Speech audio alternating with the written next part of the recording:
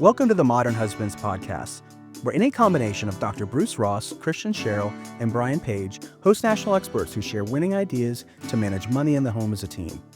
I'm Brian Page, founder of Modern Husbands. Sometimes our listeners want more support than a podcast can give, individual or couple support, which I provide as an accredited financial counselor and fair play facilitator. Details can be found at modernhusbands.com. We have three incredible leaders joining us for today's special edition. Dr. David Smith of the John Hopkins Carey Business School and author of Good Guys, How Men Can Be Better Allies for Women in the Workplace. Dr. Corinne Low, who teaches at Penn's Wharton School and author of Having It All. And Paul Sullivan, founder of the Company of Dads and former New York Times columnist. This conversation explores the concept of allyship, particularly in the context of the workplace and home. It emphasizes the importance of understanding and addressing gender roles, the division of labor in dual career families, and the impact of parenting on career trajectories. Enjoy the show. Yeah, so let's define allyship. And again, originally we looked at this from the workplace perspective. And so looking at it from three key areas of actions and practical strategies to think about allyship. And those areas are around interpersonal allyship and the everyday ways that we show up in the workplace and our relationships and thinking about those interactions, the more public idea of this and things of how do we disrupt and confront things like bias and sexism, but also around the public advocacy for others who may not look like us. And then finally, the systemic aspects of allyship and how do we begin to change practices that we all are living with and we're all using in our everyday world out there that are biased in different ways and are creating some of these systemic inequities and challenges that we're facing. And one thing that became very clear was that a lot of this starts at home, and that if we don't start doing this at home, we're never going to really bring it into the workplace in a true, authentic way that's very holistic in who we are and our identity. And so as we were thinking about that, I think one of the ways that we saw in our book, Good Guys, around how men who showed up as allies at home really did it in a way where they began to practice some of these same skills that they did in the workplace. They did it at home. And a lot of it starts with really beginning to have the conversations with your partner about how are you experiencing things at home in ways that I don't see and I don't understand. And this is one of the challenges I think that men have both at work and at home is that we don't have enough of those conversations. We don't do enough of the generous listening to really begin to understand how, in this case, our partners are experiencing the work at home and understanding the stressors, the level of mental load, the level of physical labor, of caregiving, of all those things that often fall to women and have for many, many decades. Women have done 2 to 3 times the amount of that. And so when men show up and start by beginning to listen and to understand those, then they can begin to think about how can we begin to accept and take full responsibility for whole domains of actions that are out there. And so it's not enough just to do the dishes, but how are we taking over? For example, if you're the primary person who's taking care of meals, right? How do you do the meal prep, the meal planning? How do I, do all of that together? And there's a lot of, again, there's some mental aspects, some cognitive components of that, a little emotional labor maybe, depending on how people's tastes work in the family. And so there's a lot that goes into that of owning the whole domain around that set of tasks. And I think the minute we begin to do that, that begins to shift and change how we do that. The other part of it is back to relationships and thinking about the kinds of relationships we're building at home and how we're doing that, not just with our partner, but maybe also with our children, with extended family in different ways, and really showing up. Because we know that when, for example, when men and fathers show up and do this for their children, that it has an impact. It has significant outcomes in terms of how we raise our boys and girls before they enter into the workplace. And so for our boys, they end up with a more inclusive perspective around gender roles as they enter into the workplace. And then for our daughters, they're more likely to persist in their careers and reach those career goals and dreams and enter into non-traditional professions and industries that have long been majority male. So again, if we're going to get to gender parity or gender equity in the workplace, a lot of it does start at home, and it does start with those relationships and the basic practices of understanding how others are experiencing things at home in ways that I am not. Yeah, I'd love to just pick up on that. David, you said a couple things that were really kind of, put little lights on in my head. And we do a feature at the company of dads called the Lead Dad of the Week. And that exists just to profile different men who have stepped into this role. And the first point you make makes me think of the guys who've been most successful at this. Think of their role at home as being a member of a team. I know Brian, you played a lot of soccer throughout your life. David, for those who don't know, served in the Navy as a flyer. I'm sorry, Corinne, I don't know your non-academic background, but that team mentality was so important because it became less, zero sum. You think about, taking the workplace and bringing it into the home. If you didn't work as a team player in the office, you would have to be the most brilliant person, the most standout person to be allowed to exist in that way. Otherwise, you would be fired. And when you apply that back at home, is that very similar notion of, okay, the skills that we've learned in the workplace can be very readily applied at home. And, what happens, we know this, some of the tests that we do at the company dads, we know what happens. Frustration builds up. Well, in the workplace, if you're frustrated with your coworker, you can tell them. You can go to your manager. If it's really bad, you can go to HR. At home, there is no, HR person. Who is HR at home? Who is your manager at home? I have teenagers and they're quick to rat either my wife or me out if we do anything even mildly hypocritical. But when I just think it's so important to know that the guys that I've talked to have had success stepping into this role of being lead dad and being, close to what, Brian talks about as modern husbands and equal partners. They've really taken that team approach either from work or some aspect of their life and work to make it, positive at home. I want to bring Corinne into this. Corinne, how does what David's been describing show up in your data about the division of labor and trade-offs at home? Yeah, I mean, I think what he brings up is so important because what I tell women is that who you marry is the most important career decision that you're going to make because the number of hours that somebody's going to be put in at home, the choices that they're going to make are what is going to determine how your career advances. And that's what we see in the data for women is that we see that marriage and having children are things that do tend to limit women's career possibilities. And I see it in the time use data that when you compare, kind of a high-powered career woman to a high-powered career man, she's doing way more housework and childcare at home, and her spouse is doing way less versus the high-powered career man, has a wife who's taking on the lion's share of that, and that's leaning into your partner's career. And so I think those modern husbands are men who are willing to lean into their husband's careers. And one of the questions that I tell my students to ask is to say, like, if I got a job opportunity in another state that was going to double my salary, but you would have to look for new work, would we take it? Right. And that kind of makes that light bulb go off about saying, actually, it's not a world where there's no trade-offs. It's not just, oh, of course, baby, of course your career is just as important as mine. It's that there is a trade-off that sometimes one of us has to stay home with the sick kid. And guess what?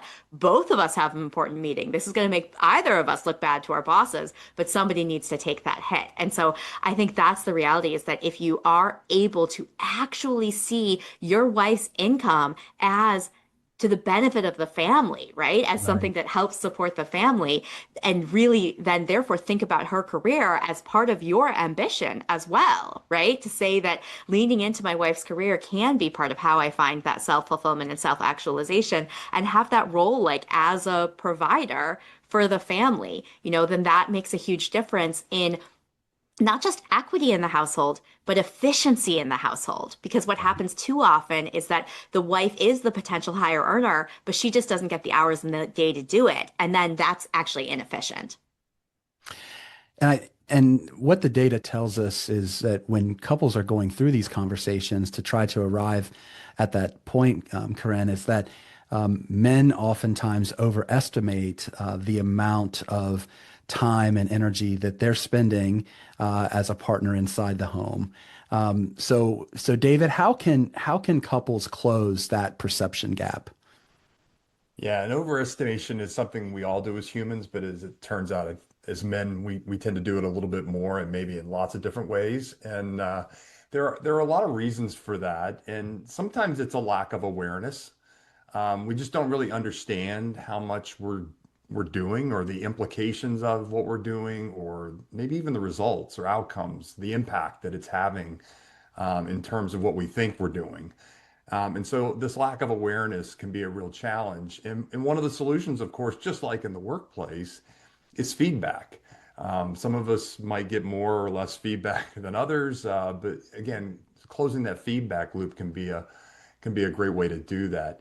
Um, but I do think part of this is back to the concept of owning or accountability, being responsible for owning large portions and domains of tasks and things that are important to the functioning of the family and the household, and sometimes it's maintaining two careers too, of owning that same set of decision making that has to happen that Corinne was talking about. That these are things that they're not necessarily straightforward. I mean, we tend to simplify it, but they are fairly complicated in terms of predicting some of the outcomes, the trade-offs that we're making, and what that might mean for the future in terms of careers. And the same thing when you enter in and you start to integrate in children into that life cycle of the career, the two career family in this case. It gets even more complicated now, because now we have to have the implications of potentially moving children around, and where are the school systems, and do they have particular needs that we have to meet? And again, how do we fold all of that into that requires more communication. I suspect it might have been, I don't know for sure because I've never lived in this family of having of one income, but in dual career families today, which are the norm in our society, we have to have more of this communication, and we have to have more of the commitment in this identity about we're all in this together. We're co-leading in this together. We're co-parenting in this together. And it's going to take more of that communication and coordination, and even a commitment, I think, to what I think of as kind of a renegotiation on a regular basis of responsibilities and tasks and focus around careers and where we are with children. And so, again, in many ways, it is much like running your own business at home. David, I want to follow up with that, and then I would like to ask the same question to Paul and then Corinne. You brought up, the renegotiations that are necessary when dual career couples are making these big life transition decisions. Is there anything else that you would like to add to couples out there who are considering how they're going to handle those? Maybe it's a new child. Maybe one has an opportunity for a promotion that requires a move, whatever it may be. And then Paul, be thinking about how you would respond, and Corinne, you as well, because I know all of you also have stories that accompany this question. David, that was for you first. Oh, I'm sorry. That's all right. Sorry. I'm sorry. Can you say that again? I Yeah, thought you were sending that over to Corinne. So what practices can couples who are in dual career relationships, what can they do to prepare for these big life transitions? Yeah, this is a great question, and I think the remembering that, what qualifies as a big life transition. Well, I kind of go back to what causes stress within the family, and for you personally, maybe as well, and that's a little bit of knowing yourself and what causes that. As Paul mentioned, I come from a military background. I grew up in a military family as a kid. I spent 30 plus years in the military with my family, and in a dual career military family. My wife was also active duty military. And so those stressors, those big transitions were just kind of for us, they were more of a normal, what we consider to be more of a normal part of our lives, because moving is something that happened on a regular basis every 2 to 3 years. Changing jobs happened every 2 to 3 years, new bosses, new responsibilities, deployments, kids having to be uprooted and changing school systems and leaving friends and making new friends, buying and selling houses, all of those things. And they often happened all together at once. And so those were kind of very big stressors and things that we found. And I think one of the things that Paul mentioned earlier is something that I really resonate with because, and I've talked about this, about how we've seen in the research with dual career families, often we find that they do have this commitment to almost kind of a mission or a purpose or a family identity.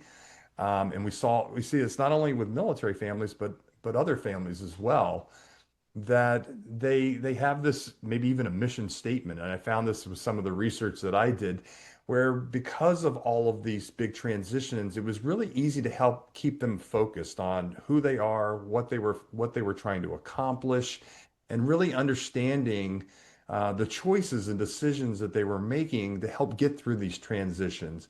It also helped to build kind of that identity, build an understanding and a value around who they are as a family. And some families even connect this back into their more extended family, maybe their history and their roots culturally, where they come from, and they really rely on traditions and values and things that help them to navigate these transitions. It creates a sense of this is who we are, this is what we do, this is why it's important into what we do.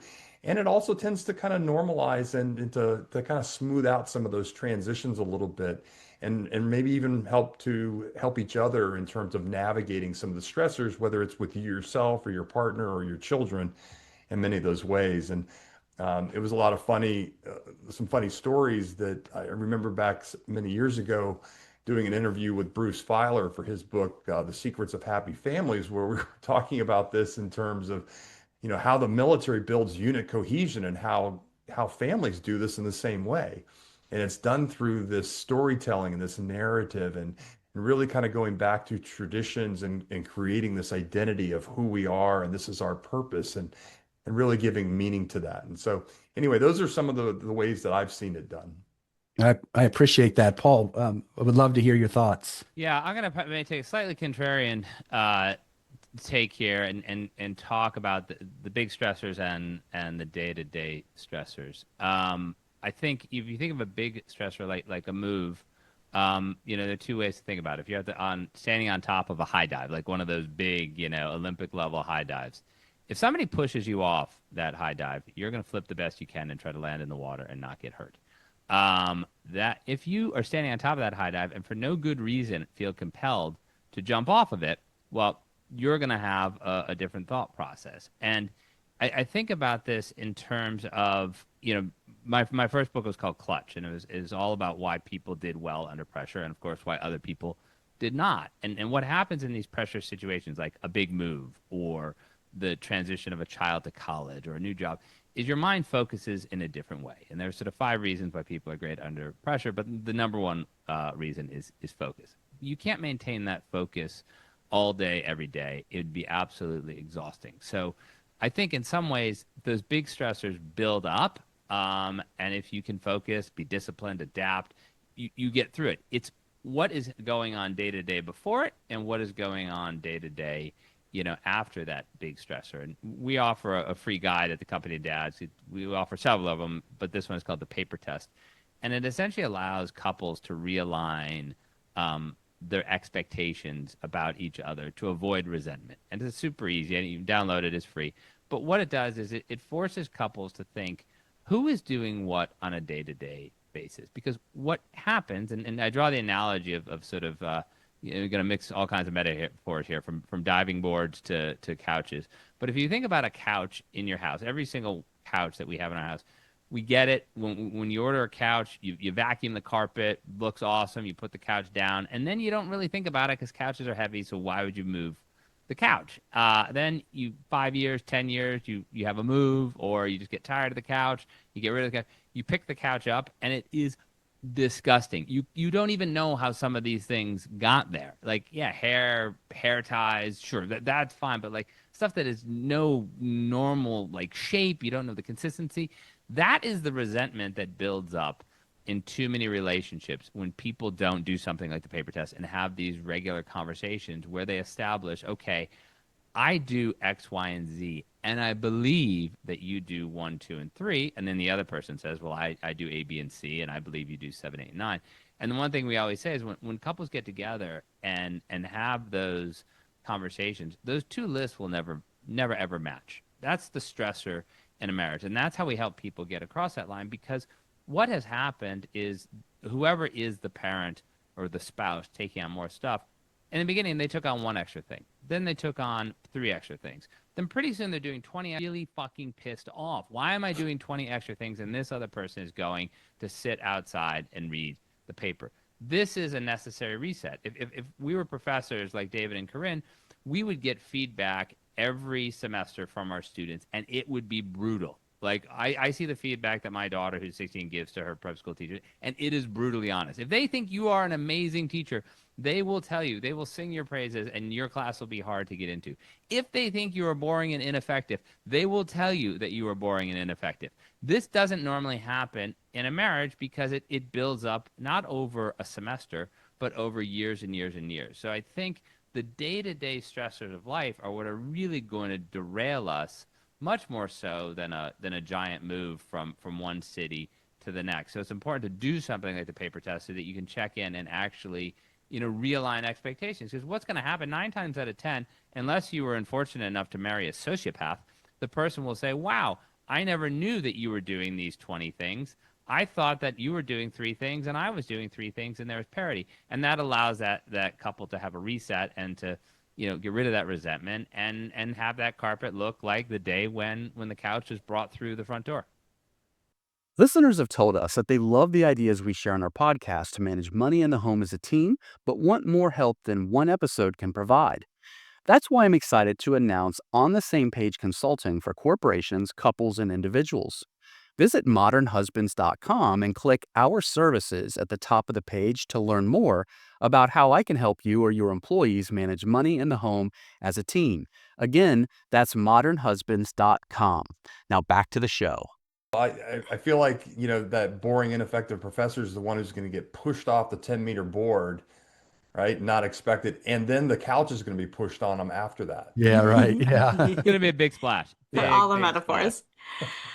So I would add to that, that's why I think as a professor, obviously that data is super powerful, and data is something that everybody can gather in their relationships. Because when I show the American Time Use Survey data of how real couples divide their time, everyone is always shocked by how unequal it is. And it's more unequal in the things that you don't expect. It's more equal on childcare than it is in cooking and cleaning. In cooking and cleaning, it's the most unequal. And that's that unglamorous stuff that gets swept beneath the couch cushions, right? The things that you do every single day, because the dad can see, says, okay, yeah, the daycare drop off, I've got to do half the daycare drop offs, right? But that's the tip of the iceberg. And there's this iceberg of kind of the invisible labor of making sure a household runs that happens, from minute to minute, from hour to hour. And a lot of times dads say, like, well, I know that, as you said, you have 3 things, I have 3 things, but his 3 things might be the trash, mowing the lawn, and cleaning the gutters. And those are things that happen seasonally, monthly, and weekly, right? Rather than things that happen hourly and daily. So I recommend that couples actually track their time.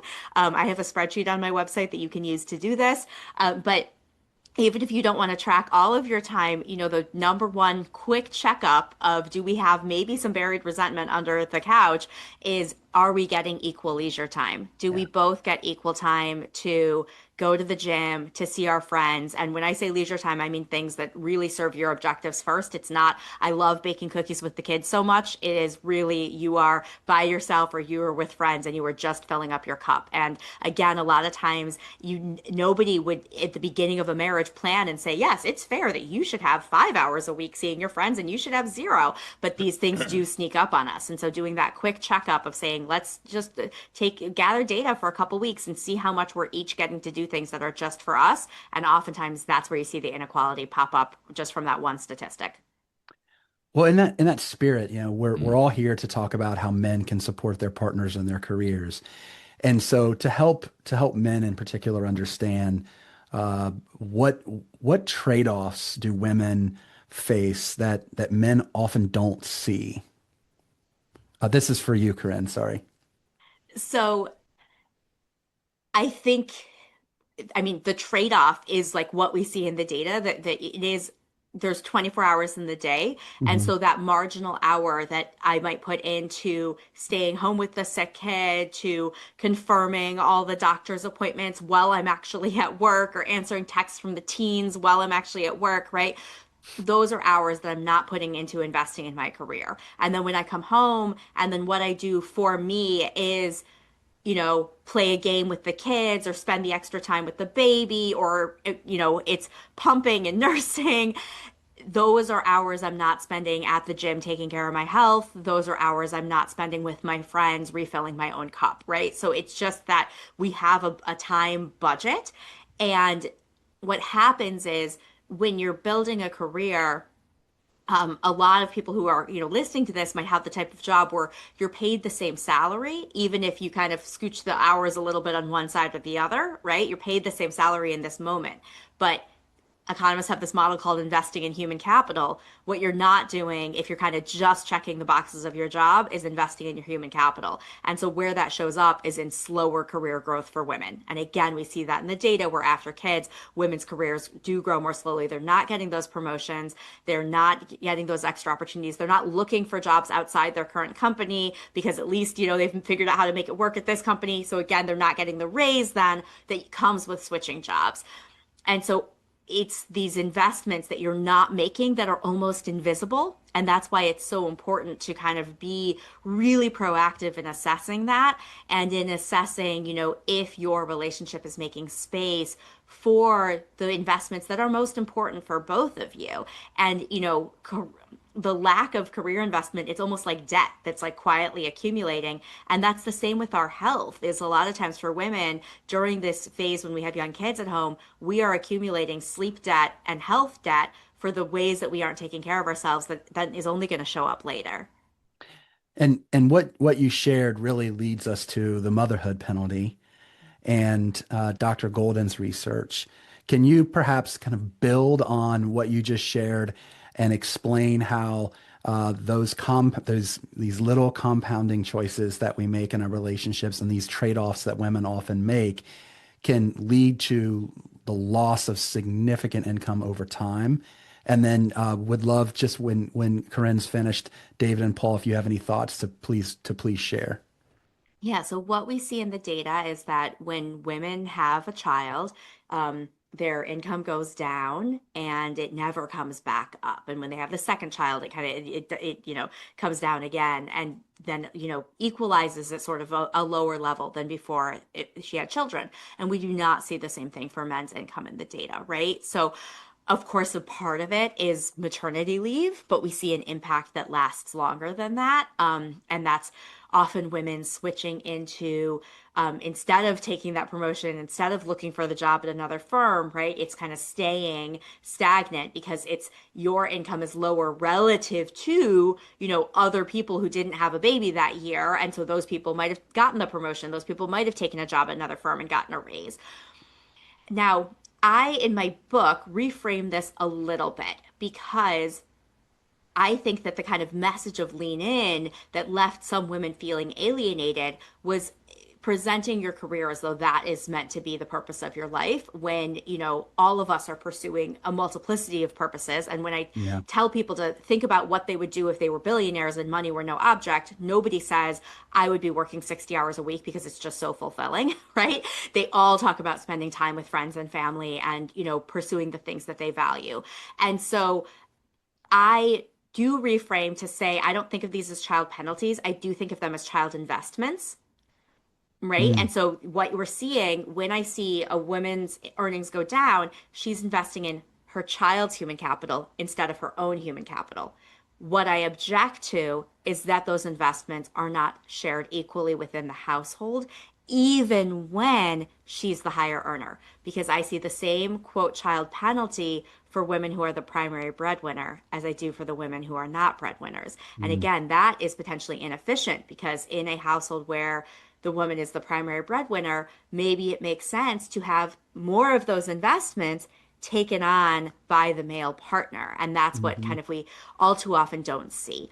And so I think it is really important to to be a team about this, where you're able to be objective, what I call being evidence-based in your relationship, to say, let's make these investment decisions based really upon opportunity cost of, our career and what we're earning, where we're at in our career, based on strengths and preferences, and based on, the actual financial costs, instead of letting gender dictate that, because gender is the most nonsensical thing to kind of allow to dictate, who makes those investments. And so, but that takes, because the frameworks that we all make decisions within, the social framework, the biological framework, has gender embedded deeply into it. It takes being really proactive as a couple to actually push back on that purposefully.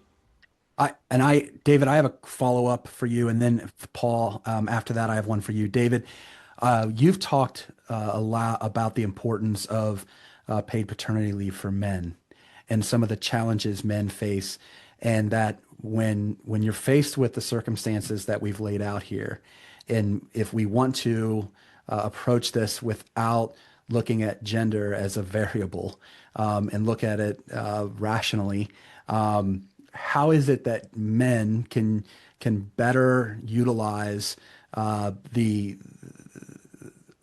opportunities they have at work, not only the employees, but then the managers themselves, to also encourage it? Yeah, so I think first, just from the U.S. perspective, because we are unique in this in many ways, that again, parental leave broadly is almost unheard of, especially paid parental leave. Yeah. In the United States, we obviously do not have a national policy. There are, I think we're up to 13 states now that have varying degrees of paid leave policy that goes to this. So it is increasing, but again, the lack of availability and accessibility to paid leave broadly is one of the biggest challenges we have in the United States. And so yes, there is more access to it for maternity leave, but even for maternity leave, there is still a lack of availability and access. So I think that is the first thing that we need to accomplish, is getting to having available and accessible paid leave for everyone.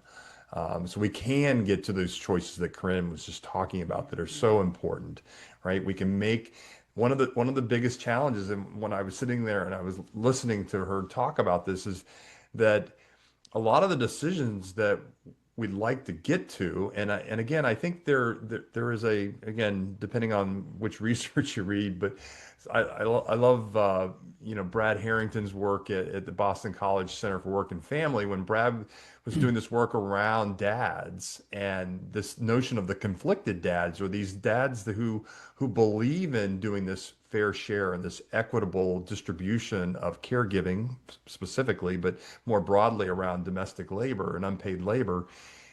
Yet they find that when they get to the workplace, that their workplace does not support it or provide the programs or benefits or the structure to be able to work and to do things in this way.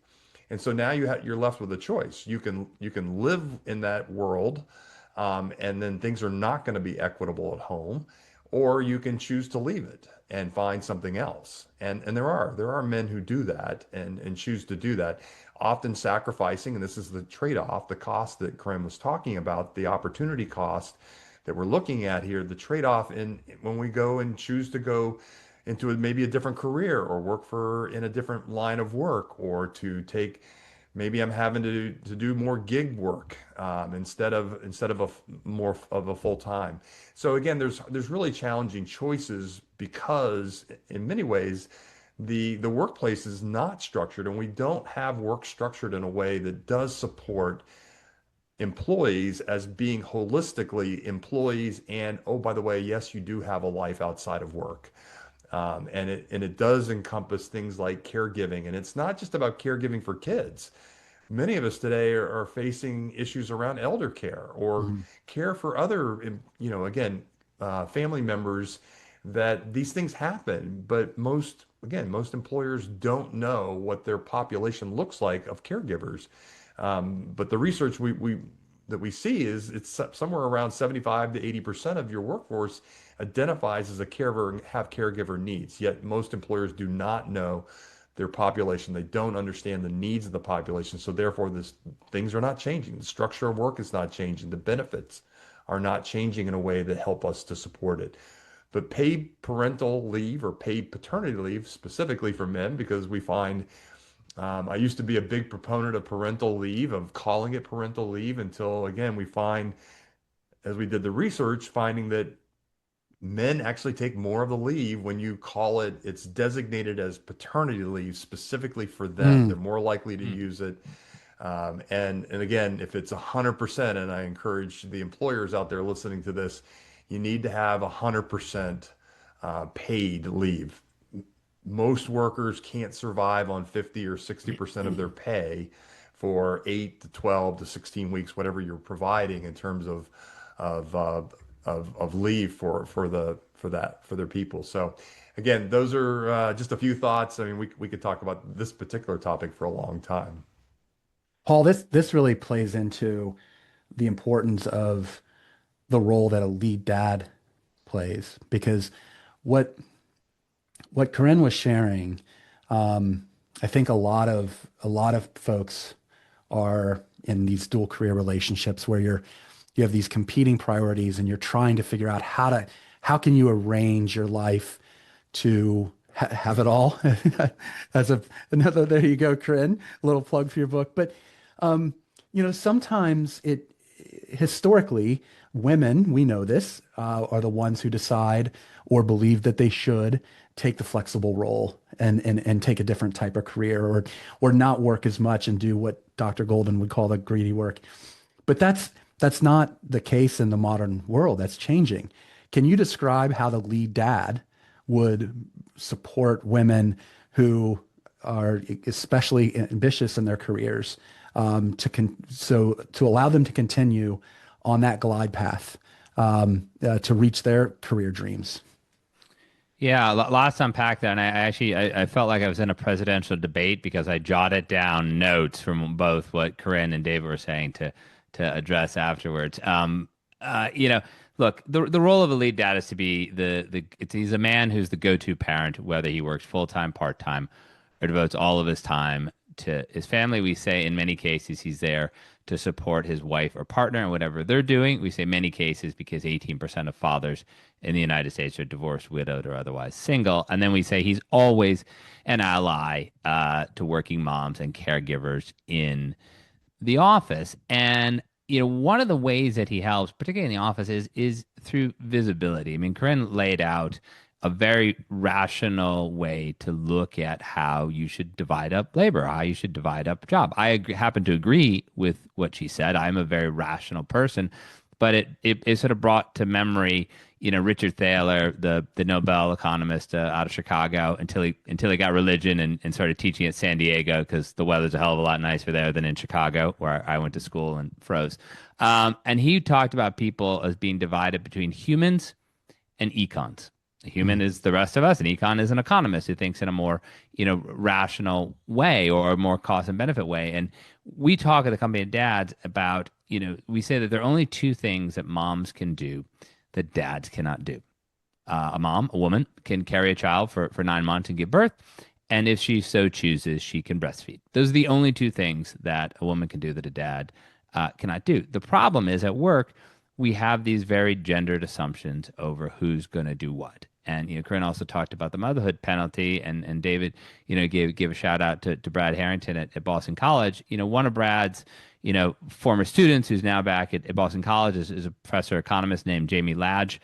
Jamie did research pre-pandemic that looked at the fatherhood penalty and what essentially happened to men who raised their hand to be lead dads, who, what other people would just call like fully involved parents, or as close to, maybe they're not going to be 50-50, but maybe they're going to be, 35% in. They really want to be involved. And when they raised their hand, they were seen as insufficiently committed to their jobs. That had an impact on their wages, on their ability to move up. So what did they do? Rationally, like econs, they put their hand down. Now, every woman in America is going to say, "Cry me a river, Paul." The motherhood penalty is, assumes that women are going to have to do this. guys should do it. And I will say, yes, men should do this. But until we're able to make these systemic changes at work and to get, the workplace to look more holistically at, parental leave, though I guess I'll start calling it paternity leave now, David. I feel that's almost regressive, but I understand why you're saying that. Because one of the things, that Brad Harrington did at the Boston College Center for Work and Family back in 2013 is he began this project to encourage companies, and these are like, top 100 companies in America, to begin funding, leave for dads. It wasn't equal. It wasn't, 12 weeks and 12 weeks back then, but it was something. And what all of these companies found is that when men took that leave, sure, it was good for them. They got to bond with their kids. They got to help out their wife. Great. But who cares? What it really did for the companies is it made those people more loyal. They didn't want to leave because they stopped, company X says, oh, we love you. We care about your whole person. And they're like, well, actually, your kid's sick. Please just come into work. That's the easiest way to lose trust. And when I drill down on this with Brad, because it's wonderful. It's something that sort of affirms the work that we're all doing here. Like, great, you offered it. They took it. They were loyal. They stayed. When I drilled down with Brad, he said, well, actually, years later, some of the CHROs who were able to get this policy across the line confided in me and said, look, our CEO, our CFO, our COO never put this in place, but they didn't really think much of it. And they never thought that men would take the leave. Because why? Here we go, back to Behavioral Finance 101, confirmation bias. They thought that they had never taken this, so why would somebody else? They got to where they were going, so you should do exactly what they did to get there. And that was the aha moment. I feel like, and I don't want to lose this here, like we were in sort of a halcyon period post-COVID or during COVID and post-COVID. And that's a strange thing to say. Like, how could it be a halcyon period when millions of people died and the economy is disrupted? It's a halcyon period because we got rid of that Milton Friedman notion of the model worker. Everybody was in our houses. The four of us would not have been doing something like this with the backgrounds we have. Well, maybe Corinne would, because that's clearly her office. But this is, I got golf clubs back here. Normally I have a dog back here. This is okay now. And what COVID did was it broke down that sort of kabuki theater that we're engaging in about we don't have family, we are only your worker. And we had this ability to be us and to show our managers that we could still work at a high level. What I fear now is there's a retrenchment and people are wanting to go back to the old ways, but so much research, so much data, so many anecdotes show that when you allow people to be more fully engaged, and it's not going to penalize their career, it's not going to penalize their earnings, men want to be, more involved. They want to be as involved as women, but certain systemic factors inhibit that, and that's what we have to try to push past. And there aren't just systemic factors. Paul, if you wouldn't mind sharing, are there stigmas? I mean, is there still stigmas that exist around men taking the lead at home? And so, how can couples push back? So, Brian, you use the term modern husband. I use the term lead dad. Both are progressive. If you're a lead dad, you're leading something. What are the terms that have been used previously for men in these roles? Mr. Mom. Yeah. House husband, you say you're retired. They're somewhat pejorative, but this starts a lot earlier in our lives. If you're, I have 3 daughters. If you're a young girl and you want to do things that are not traditionally seen as stereotypically feminine, you want to climb trees, you want to be a rugged athlete, you want to throw stuff, whatever, you're considered a tomboy. And that's okay. If you're a little boy who wants to do things that are not historically considered masculine, you want to take up sewing. You want to play more with dolls or play with your sister. You want to color and paint more. You get termed a sissy. That is pejorative. Do I think tomboy is a great term? Not really, but it's not nearly as pejorative as being called a sissy. So the language we use is so essential. And so some of the work we do at the company does with companies is to actually help them change their messages. I mean, my background is, as most of you know, I was a New York Times columnist for a long time. That's why I have some level of expertise, because I'm not going to be the one to change the gigantic gajillion-dollar HR plan that they put in place. But how you message the benefits that are part of that plan are essential, because it only takes a couple of managers, men or women. I don't want to just put this all on men or women, to say like shit like, wow, I've missed so much in my kid's life, but look where I am today. Or, are you really going to take all of that leave? I mean, that's fine. I mean, you're entitled to it, but I never would have taken it. And my favorite, of course, is, and you would think people would be less stupid than this. My favorite, of course, is, and Corinne, I think you can probably comment on this, when a woman goes to her manager and says, "I am pregnant." There is one and only one answer. It's a very simple answer. It's congratulations, and then shut up. I was talking to a woman a couple months ago who said she said that to her manager, and he said, "Congratulations, I think." And that messaging is so where it could be so potentially impactful and uplifting, has the ability to sort of start to tear away at that bond and that connection that the individual, that the employee has with the employer. And so, as you're saying, Brian, it's these assumptions that don't need to be true anymore, but it's also the language that we use that can be pejorative and can keep people from making the decisions they want. Or, we often talk at the company of dads of undercover lead dads. I was an undercover lead dad for my last 7-8 years at the Times, because I was afraid it would impact my career. We have to show people that being a fully involved parent is not something you need to be ashamed of. It's just another part of who you are as a human being and a worker. I would love to transition into just some really practical takeaways for folks. Think of it as like low-hanging fruit. And I want to start with you, Corinne. Again, this is all about how is it that men can better support their partner's career. So, Corinne, what are some of the smallest but highest impact changes men can make to support equity at home?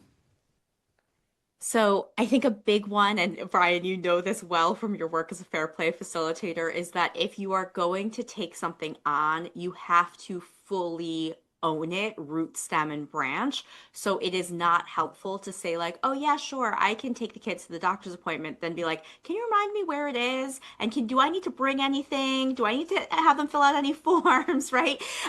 So if you're going to take something on, you just have to own the entire thing. So take the time to look in the email and look up what the pediatrician's name is, right? Take the time to just do that little extra bit of homework instead of just asking your wife or calling your wife from the grocery store 10 times because you offered to go shopping, but now that's actually more work for her. So that's one thing, is the things that you do take on, take them on wholesale. The second thing is actually auditing, are you getting equal leisure time, and are you contributing as much as you think you're contributing, or is there a lot of invisible labor that you're not seeing, right? So doing a type of exercise like some that I recommend in my book about actually tracking your time or getting some data in the household.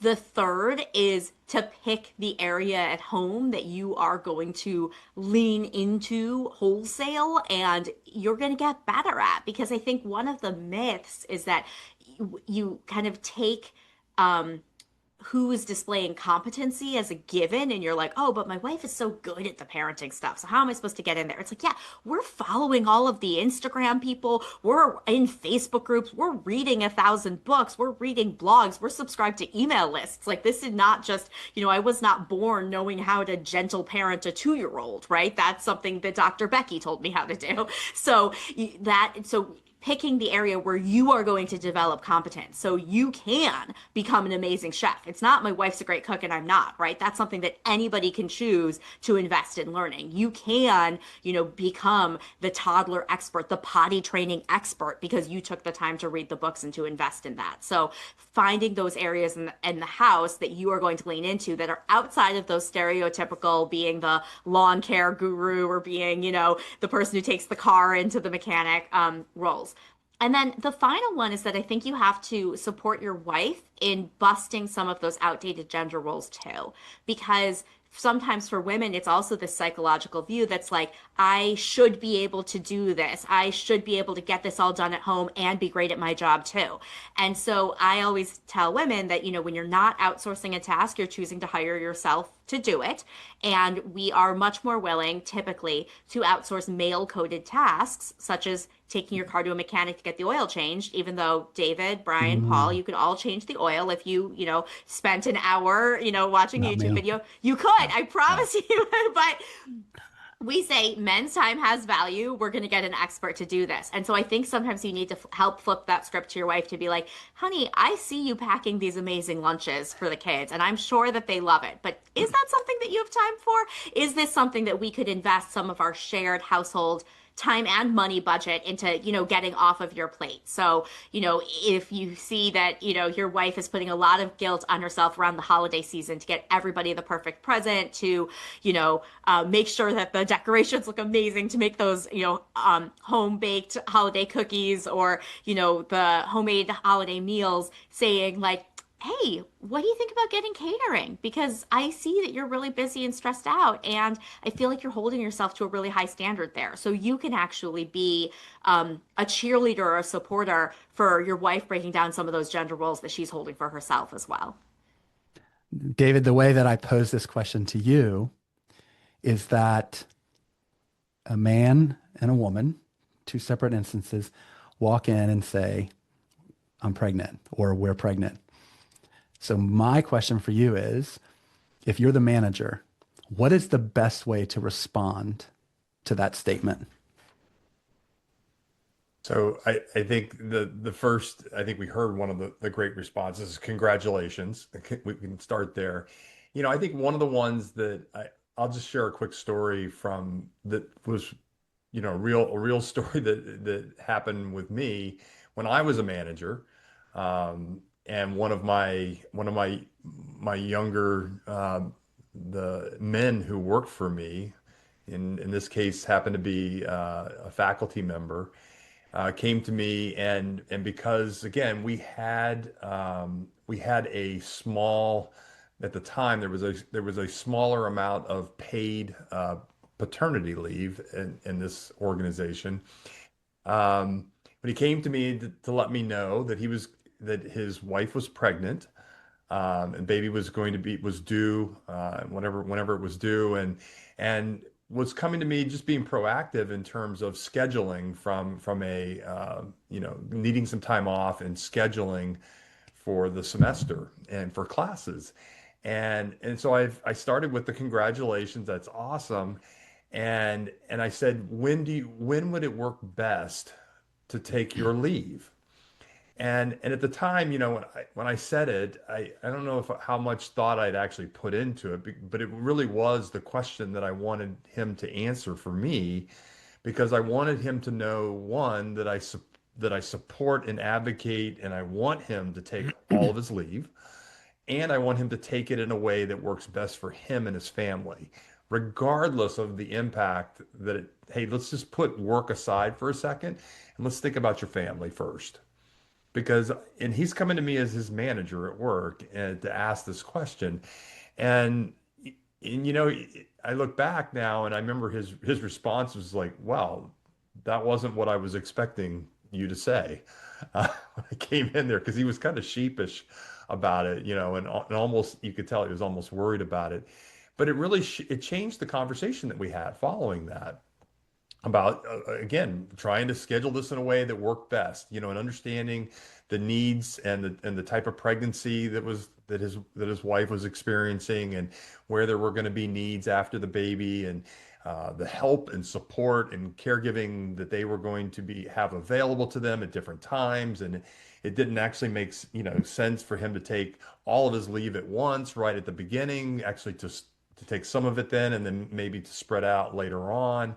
And so it had an impact on scheduling, but those were things we could figure out because we had time. We had 9 months to figure it out, but it changed the whole conversation. And that's one of the things that I always encourage, managers to think about, is how are you approaching this conversation with your employees? And it might be a little bit different between whether it's a female employee who's pregnant in this case, or the man who is getting ready for his partner to have a child.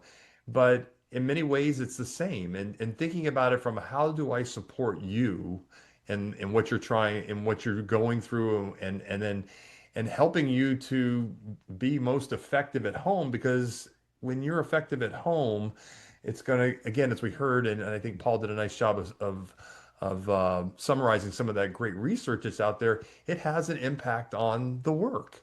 It has the conversation, especially with women, about talking about making the connection about when you come back to work, not if, and not what it looks like, but having that conversation, I think, is really important. So the congratulations right up front, but then also thinking about, hey, how do we begin by supporting you and this great maybe new era of life for you and the life cycle that Love you're it. going through, but then also bringing it back into, hey, moving on at work and how this is going to change things for you and how we can keep you there. Corinne, one I have quick to go. follow up I because have I to know you go. have to I'm go. so sorry. Where do Yeah. people go to buy your book? Oh, Amazon is great. Find it on Amazon, review it. That would be really helpful. But you can learn more about me on my website, CorinneLow.com. Thank you so much for having me. Take care, Thanks, Bye. Corinne. And one final follow up because I know it's 1 o'clock. If you wouldn't mind, David, real quick, where can people buy your book? And then Paul, I want to leave it with you after that to share a little bit about your podcast to help lead dads, find community. David, if you wouldn't mind. Yeah, so certainly you can find all our books on Amazon and hopefully in your local bookstore, or at least order it through your local bookstore as well. We appreciate people supporting your local stores. And that's Athena Rising, which was our first book, Good Guys, our second, and our new book will be coming out in next June, which is called Fair Share, which is about how do we change the workplace so that it's more equitable for everybody.